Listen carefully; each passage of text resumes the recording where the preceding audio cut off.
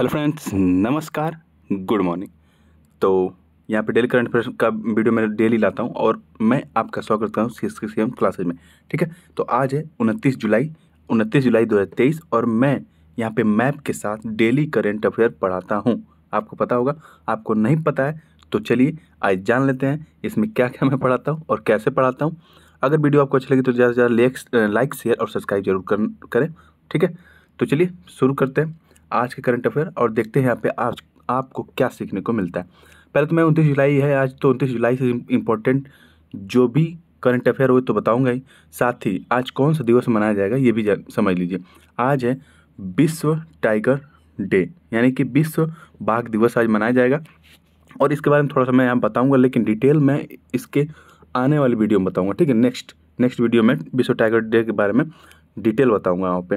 ठीक है, और कुछ मैं इस पर एक दो शॉर्ट्स भी बना दूंगा, उसको भी आप यहाँ पे देख लेंगे। तो ग्लोबल टाइगर डे हर साल 29 जुलाई को सेलिब्रेट किया जाता है। हर साल 29 जुलाई को सेलिब्रेट किया जाता है।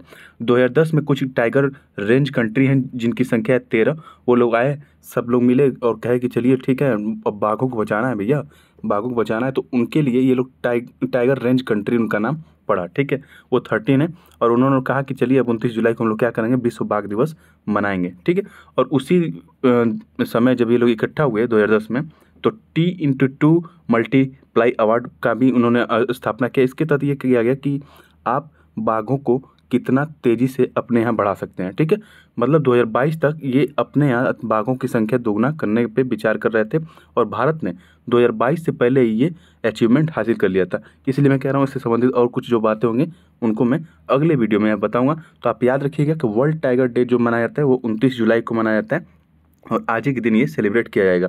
अगर टाइगर ऑफ इंडिया की बात करें तो टाइगर ऑफ इंडिया किसे कहा जाता है, तो जो कैलाश सांकला जी हैं उनको टाइगर ऑफ इंडिया कहा जाता है। और क्यों? क्योंकि इन्होंने टाइगर कंजर्वेशन को लेकर बहुत ही महत्वपूर्ण काम किया है और 1973 में इन्हीं की वजह से समझ लीजिए प्रोजेक्ट टाइगर भारत में स्टार्ट किया गया था।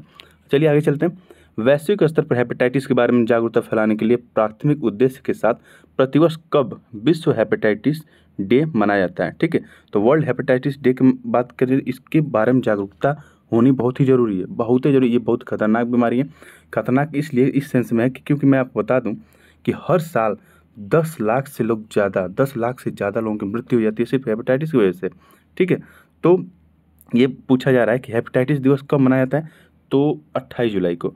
हर साल 28 जुलाई को यहाँ पे हेपेटाइटिस दिवस विश्व भर में मनाया जाता है। लोगों को हेपेटाइटिस से संबंधित जो भी नॉलेज है वो दिया जाए और उनको कहा जाए कि ये चीज़ें आप मत करिए, नहीं तो आपको हेपेटाइटिस हो सकता है। ये एक संक्रमण है, वायरस से होता है। और अगर इसके वायरस के टाइप की बात करें, प्रकार की बात करें, तो यहाँ 5 प्रकार के वायरस होते हैं।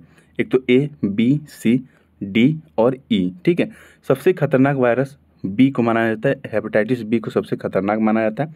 ठीक है, तो देखिए हेपेटाइटिस फैलता कैसे, जैसे कि देखिए सिंपल बात करें तो जो गांव में पीलिया आप सुनते हैं कि पीलिया हो गया, इसको पीलिया हो गया। ठीक है, तो ये पीलिया ही एक तरह से समझ लीजिए। इसमें क्या होता है, आपका जो लीवर है ना, इसको ये वायरस डैमेज करता है, लीवर डैमेज करता है। और लीवर जब आपका डैमेज होगा तो यानी कि आप खाना पीना, ये ठीक है, लीवर जब डैमेज होगा तो खाना पीना आपका सही से पचेगा नहीं, वॉमिटिंग हो जाएगी, दस्त लग जाएगी, आपके बॉडी में खाना लगेगा ही नहीं, तो बॉडी डेवलप कैसे करेगी। तो समझ लीजिए तरह तरह की बीमारी आपको घेरना शुरू कर देती हैं। और ये जब लीवर में ज़्यादा दिन तक हेपेटाइटिस वायरस रहता है तो लीवर कैंसर भी हो जाता है। लेकिन इसका उपचार है, उपचार भी संभव है, क्योंकि आप खराब खाना खाने से बचें। और ज़्यादातर ये आपको बारिश के मौसम में ये बीमारी ज़्यादातर देखने को मिलेगी, क्योंकि इस समय ज़्यादा आपका भोजन दूषित और संक्रमित हो जाता है, पानी आपका ज़्यादा दूषित और संक्रमित हो जाता है, जिसकी वजह से अगर आप उसका सेवन करते हैं तो आपको हेपेटाइटिस नामक बीमारी हो सकती है। तो इससे बचने का यही तरीका है कि आप स्वच्छ भोजन लें, स्वच्छ जल का ग्रहण करें। ठीक है, तो आप हेपेटाइटिस से बच सकते हैं। और इस साल की थीम है, 2023 की थीम की बात करें तो हम इंतज़ार नहीं कर रहे हैं, यानी कि हम ये इंतज़ार नहीं करें कि हमें आके हेपेटाइटिस पकड़ ले। ठीक है, स्वच्छ भोजन मिले, स्वच्छ जल मिले, हम खुद साफ़ सफाई रखें अपने आसपास, लोगों को भी अवेयर करते रहें। ठीक है, और खुद जाके टेस्ट कराएं कि हमें कोई दिक्कत तो नहीं हो रही है। अगर कोई दिक्कत हो रही है तो उससे संबंधित आप इलाज शुरू करा दें। ठीक है, तो वर्ल्ड हेपेटाइटिस डे 28 जुलाई को मनाया जाता है और लोगों को इस पर जागरूक किया जाता है। ठीक है, और ये लीवर संबंधित बीमारी है, एक वायरस से होती है, इस बात को थोड़ा सा ध्यान रखेंगे। आगे चलें। केंद्रीय खेल मंत्री कौन है? अनुराग सिंह ठाकुर। और इन्होंने कहाँ पे भारत में पहली बार आयोजित की जा रही एशियाई युवा एवं जूनियर भारोत्तोलन चैंपियनशिप का उद्घाटन किया। ये भारत में पहली बार आयोजित की जा रही है, तो इम्पोर्टेंट तो हो ही गया ऐसे ही कि भारत में पहली बार आयोजित की जा रही है। तो इसका सही जवाब है ग्रेटर नोएडा में ये आयोजित की जा रही है। और ग्रेटर नोएडा कहाँ मिलेगा आपको? उत्तर प्रदेश में देखने को मिलेगा, वहाँ पे इसका उद्घाटन किया गया। देखिए, आप एशियन वेट लिफ्टिंग यानी कि जो एशियाई भारोत्तोलन चैंपियनशिप है उससे बिल्कुल कन्फ्यूज इसको नहीं करेंगे, ठीक है। जो एशियन वेट लिफ्टिंग चैंपियनशिप थी ये साउथ कोरिया में हुई थी, लेकिन ये जो यूथ वाली हो रही है ना, ये यूथ, देखिए यूथ एंड जूनियर भारोत्तोलन वाला जो हो रहा है, ये हो रहा है भारत के उत्तर प्रदेश राज्य में। और उत्तर प्रदेश में भी कहाँ, तो वो भी मैं आपको बता देता हूँ, वहाँ पे ग्रेटर नोएडा में हो रहा है, ठीक है। ग्रेटर नोएडा यानी कि गौतम बुद्ध नगर, ये वाला इलाका, ठीक है। ये पूरा उत्तर प्रदेश का मैप है और ये पश्चिमी इलाका पूरा इसका, ठीक है। और यहाँ पे ग्रेटर नोएडा यानी कि गौतम बुद्ध नगर, यहीं पे ये ऑर्गेनाइज कराया जा रहा है। और भारत में देख लें उत्तर प्रदेश को, तो ये देखिए, ये उत्तर प्रदेश का मैप यहाँ दिखेगा आपको। यहाँ के सीएम है योगी आदित्यनाथ और इस उत्तर प्रदेश की राजधानी है लखनऊ, ठीक है। आगे चलें, तो 7वां भारत जापान समुद्री अभ्यास, जिसे हम जिमेक्स 2023 के नाम से जानते हैं, अभी हाल ही में कहाँ पे शुरू किया गया था और उसको ऑर्गेनाइज भी करा दिया गया है और वो संपन्न भी हो चुका है। तो इसका विशाखापत्तनम में आयोजन किया गया था जिमेक्स का, और ये भारत और जापान के बीच 7वां एक्सरसाइज है। अगर भारत की बात करें तो ये विशाखापत्तनम में, तो ये आंध्र प्रदेश यहाँ दिखेगा आपको, ठीक है। मैप में आंध्र प्रदेश दिखेगा और यहाँ पे दिखेगा आपको विशाखापत्तनम, ठीक है। तो यहाँ पे ये भारत और जापान के बीच में जिमेक्स एक्सरसाइज हुई है। तो जापान की बात कर लेते हैं, तो ये देखिए जापान है मैप में, इसके सबसे नॉर्थ में आपको होक्काइडो आइलैंड दिखेगा, उसके बाद बीच में दिखेगा आपको होन्शु, ठीक है, होन्शु जो कि सबसे बड़ा आइलैंड है।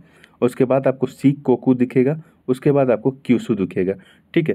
तो आप इसको क्रम याद कर सकते हैं, north to south Hokkaido, okay, उसके बाद आपको होन्शु, उसके बाद शिकोकू, उसके बाद क्यूशु, HHSK करके आप याद सकते हैं, लेकिन आपको जैसे सुविधा लगे आप उसको याद कर सकते हैं क्योंकि ये एग्जाम में पूछा जाता है।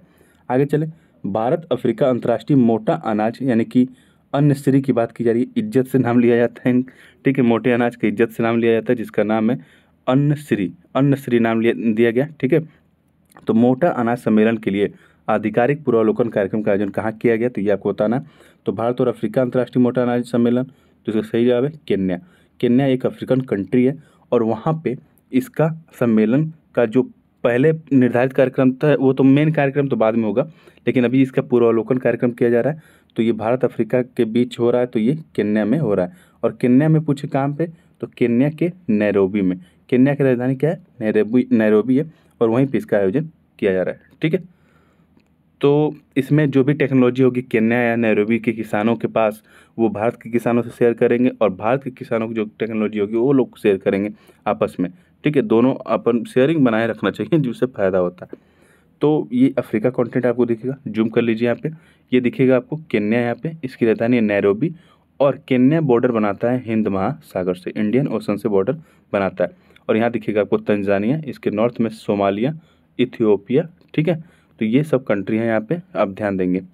चलिए आगे चलें, अगला प्रश्न है, भारत के बाहर स्थापित होने वाला पहला IIT कैंपस कौन सा बना है, ये आपको बताना है। पहला IIT कैंपस जो भारत के बाहर स्थापित हुआ है, और ये एक समझ लीजिए हिस्टोरिक है। और भारत के जो ज्ञान, मतलब ज्ञान वाला इलाका, कहना मतलब जो भारत का जो ज्ञान के क्षेत्र में महारत हासिल है, वो IIT के द्वारा अब क्या करेंगे, हम विदेशों में भी उसका जलवा दिखाएंगे, ठीक है। तो पहला IIT कैंपस कहाँ खोला गया, तो ये कौन सा पूछा गया है ना इसमें, कहाँ नहीं, तो इसका सही जवाब है IIT मद्रास का बाहर स्थापित होने वाला पहला IIT कैंपस कौन सा है, तो IIT मद्रास है, ठीक है। चलिए कोई दिक्कत नहीं, ये भी मैं बता देता हूँ कि कहाँ खोला गया है। तो भारत के बाहर ये खोला गया है, तो तंजानिया में खोला गया है। तंजानिया का जो जंजीबार आइलैंड है वहाँ पे इसको खोला गया है, ठीक है। इस बात को थोड़ा ध्यान रखेंगे। और ये एक अफ्रीकन कंट्री है तंजानिया, और तंजानिया के जंजीबार में भारत का पहला IIT मद्रास खोला गया। हरित हाइड्रोजन पर अंतर्राष्ट्रीय सम्मेलन ICGH जिसे बोलते हैं, तो हरित हाइड्रोजन पर अंतर्राष्ट्रीय सम्मेलन का आयोजन कहाँ किया गया ये आपको बताना। तो इसका सही जवाब है नई दिल्ली। नई दिल्ली में हरित हाइड्रोजन पर अंतर्राष्ट्रीय सम्मेलन का आयोजन किया गया। यहाँ पे हाइड्रोजन संबंधित नीतियों के बारे में बात की जाएगी, ओके। अगर नीति की बात आ गई तो मैं बता दूं, भारत ने 2021 में ही हरित हाइड्रोजन नीति पेश कर दी थी, ठीक है। इसके तहत भारत ने लक्ष्य रखा था कि 2030 तक प्रतिवर्ष हम 50 लाख टन ग्रीन हाइड्रोजन का उत्पादन करेंगे। ठीक है, और ग्रीन हाइड्रोजन की बात हो आगे तो ग्रीन हाइड्रोजन किसे कहते हैं? देखिए, एक होता है ग्रे हाइड्रोजन, एक होता है ब्लू हाइड्रोजन और एक होता है ग्रीन हाइड्रोजन। ग्रे हाइड्रोजन कब कहते हैं? जब हम मान लीजिए हाइड्रोजन को, मान लीजिए जल से, H2O है, जल है, इससे अगर हम मुझे हाइड्रोजन निकालना है तो निकालने के प्रक्रिया में अगर मैं कार्बन डाइऑक्साइड को हम वातावरण में छोड़ दे रहे हैं, ठीक है, ऐसे ही, और कार्बन डाइऑक्साइड निकल रहा है, ठीक है, जब हम हाइड्रोजन का हम उत्खनन कर रहे हैं, कहना मतलब उसको सेपरेट कर रहे हैं, तो कार्बन डाइऑक्साइड ऐसे वातावरण में चला जा रहा है, तो क्या वो ग्रीन हाइड्रोजन हुआ? नहीं, तो वो ग्रे हाइड्रोजन कहलाएगा। अगर हम फिर से अगेन हम हाइड्रोजन को निकाल रहे हैं, ठीक है, जल से बाहर निकाल रहे हैं, तो अगर हम कार्बन डाइऑक्साइड को चलिए वातावरण में नहीं छोड़ रहे हैं, हम उसको कैप्चर करके नीचे पृथ्वी के नीचे उसे हम दफन कर दे रहे हैं या तो समुद्र में उसको कैप्चर कर ले रहे हैं, तो ठीक है, कैप्चर तो कर लिए, लेकिन फिर भी ये ग्रीन नहीं हुआ, कार्बन डाइऑक्साइड तो निकला ही, तो ये ब्लू हाइड्रोजन होगा। ठीक है, चलिए नेक्स्ट चलते हैं। नेक्स्ट में ये है कि अगर मैं हाइड्रोजन को सेपरेट कर रहा हूँ और हाइड्रोजन को सेपरेट करने के तरीके के दौरान अगर आपसे कोई भी कार्बन डाइऑक्साइड का एमिशन यानी कि उत्सर्जन नहीं होता है, तो वो होता है ग्रीन हाइड्रोजन। ये नहीं कि अब हाइड्रोजन बनाने के चक्कर में आप दुनिया भर का कार्बन डाइऑक्साइड का एमिशन कर दिए, ठीक है, जब एमिशन कर ही देंगे तो फिर वो ग्रीन क्या कहलाएगा? कोई मतलब नहीं होगा। तो एमिशन के दौरान भी अगर कार्बन डाइऑक्साइड नहीं, सॉरी, उत्पादन के दौरान भी अगर कार्बन डाइऑक्साइड नहीं निकलता है तो उसे हम कहते हैं ग्रीन हाइड्रोजन। ठीक है, तो इससे संबंधित टेक्नोलॉजी और कैसे हाइड्रोजन को सेपरेट किया जाए जल से, ठीक है, तो इस तरह से जो टेक्नोलॉजी है उनको डेवलप करने के लिए ये मीटिंग कराई जा रही है नई दिल्ली में। तो यहाँ पे दिखेगा नई दिल्ली की लोकेशन आपको, जो आपको उत्तर प्रदेश, हरियाणा और राजस्थान से घिरा हुआ दिखाई देगा। ठीक है, आगे चलें। अगला प्रश्न है, तीसरा वर्ल्ड हिंदू कांग्रेस का वार्षिक सम्मेलन किस देश में आयोजित किया जाएगा? तो इसका सही जवाब है बैंकॉक, थाईलैंड। थाईलैंड की राजधानी है बैंकॉक और वहाँ पे तीसरा वर्ल्ड हिंदू कांग्रेस का वार्षिक सम्मेलन आयोजन होगा। और वहाँ पे यूपी के तरफ से जाएंगे, जो यूपी के सीएम हैं योगी आदित्यनाथ जी जाएंगे वहाँ पे, और बाकी जो भी हिंदू नेता हैं विश्व भर में वो यहाँ पे शामिल होंगे। और जो भी चीज़ें होंगी लोग यहाँ पे अपने मुताबिक बताएंगे कि हाँ ये डेवलपमेंट होनी चाहिए, विश्व को लेकर, धर्म को लेकर ये डेवलपमेंट होनी चाहिए। तो लोग तरह तरह के धर्म गुरु भी यहाँ पे आएंगे और लोग अपनी बातें यहाँ पे साझा करेंगे।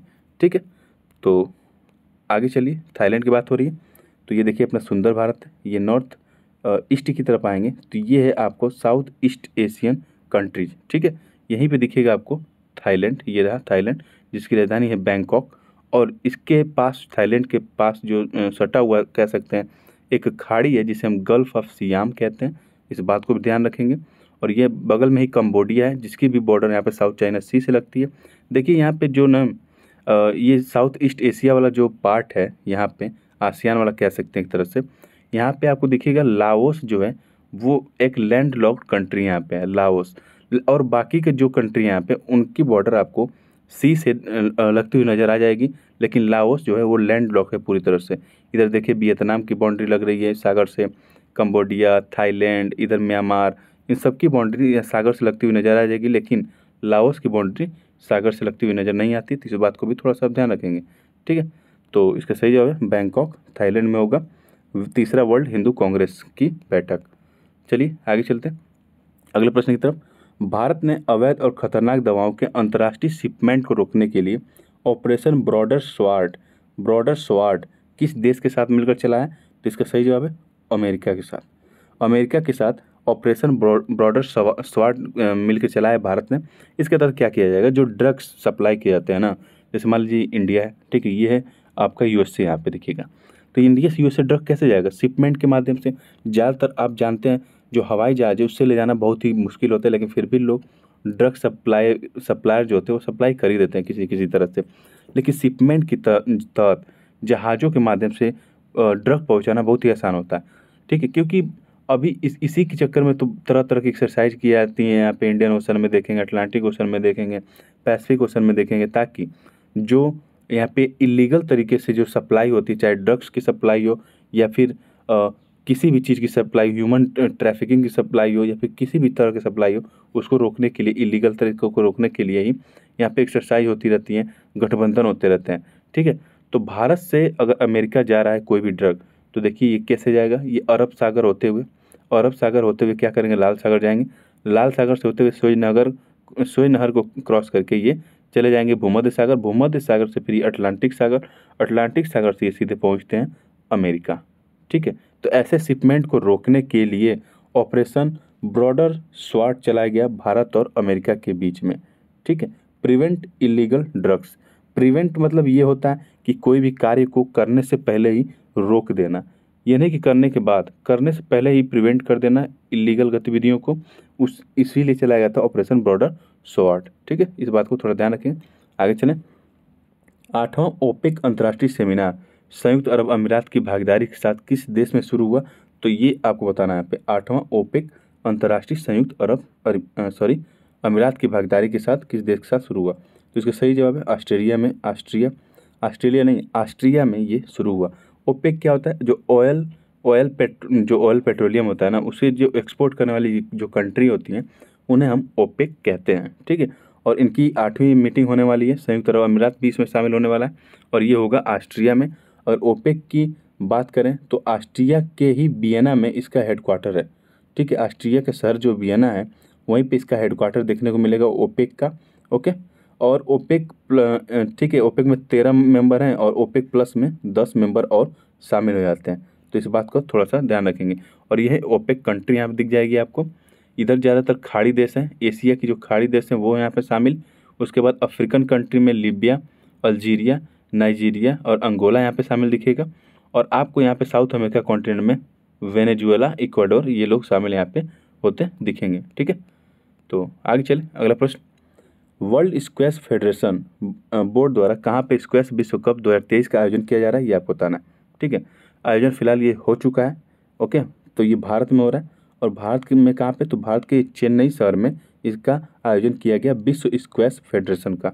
ठीक है, तो ये विश्व स्क्वैश जो स्पोर्ट है ये देखिए ऐसे खेला जाता है, ये ट्रांसपेरेंट यहाँ पे लगा दिया जाता है। ठीक है, दीवार टाइप का होता है जो आर पार यहाँ पे देख सकते हैं, इधर पब्लिक बैठती है और लोग देखते हैं, 2 प्लेयर रहेंगे इसमें, ये इस दीवार पे ये लोग गोल मारते रहते हैं।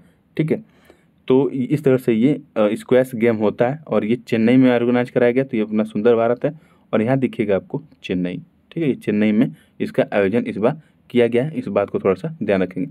आगे चलें, तो 132वां डूरंड कप टूर्नामेंट का आयोजन निम्नलिखित में से किस शहर में नहीं किया जाएगा, ये आपको बताना है। तो डूरंड कप आपको पता चल गया कि ये फुटबॉल से संबंधित है डूरंड कप, और इसका इस बार आयोजन कोलकाता, शिलोंग, ठीक है, गुवाहाटी यहाँ पे किया जाएगा, लेकिन वाराणसी में इसका आयोजन नहीं किया जाएगा। ठीक है, तो इस बात को याद रखेंगे, कोलकाता, शिलोंग और गुवाहाटी में इसका आयोजन किया जाएगा। तो यहाँ पे देख लीजिए मैप, यहाँ पे देख लीजिए कोलकाता यानी कि पश्चिम बंगाल में, यहाँ पे पश्चिम बंगाल में इसका आयोजन किया जाएगा। उसके बाद शिलोंग यानी कि मेघालय में इसका आयोजन किया जाएगा, और ये असम, ये गुवाहाटी, ठीक है, असम में ही गुवाहाटी है, तो यहाँ पे इसका आयोजन किया जाएगा, वाराणसी में इसका आयोजन नहीं किया जाएगा। ठीक है, तो फिलहाल आज के करंट में इतना ही। वीडियो कैसी लगी आपको कमेंट बॉक्स में लिख के जरूर बताएं। आज मैं ज़्यादा डिटेल नहीं बताया हूँ, ठीक है, आने वाले वीडियो में मैं इसको डिटेल बताऊँगा, लेकिन फिर भी कमेंट बॉक्स में लिख के जरूर बताएं कैसा लगा वीडियो आपको। थैंक यू, जय हिंद।